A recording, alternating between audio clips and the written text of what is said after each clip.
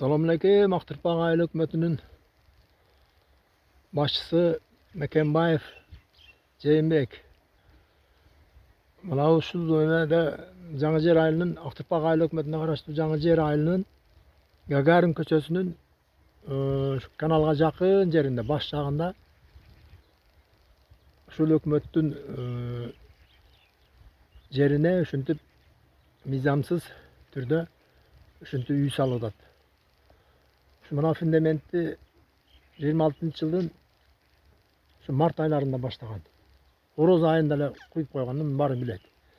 Анын аркы мал сарайды 25-жылы курган. Баягы эмени токтотуш керек дедим, баягы эмени. Мунаппыз деп эле баягы Жарматов калдар мыйзамсыз иштер жасап атат да. Мына үстү жагы Коёшов атындагы магистральный канал.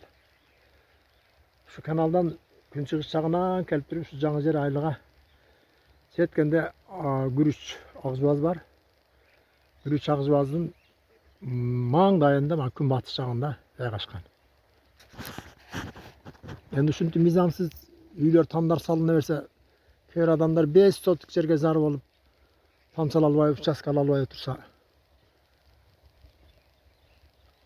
анан ушундай айрым адамдар ушинтип эме кылганы туура эмес да. Мен аты жөнүн айтпай эле коеюн, өзүңөр билесиңер. Айыл өкмөт Мекенбаев. Ушуну эске алың дагы, ушуну токтотуп салың. Мына сиз иштебейт экенсиз да, иштебей жатканыңыздын белгиси бул. Бар колуңдан келгенин кылып, эмне кылсаң ошо кыл деген. Мен өткөндө дагы сизге кайрылгам. Анда кирпичтер төгүлө элек эле, азыр кирпичтер төгүлүп, эми документ жасап атат да Жарматов калдар. Жер адиси ошо район тарабынан бекитилген.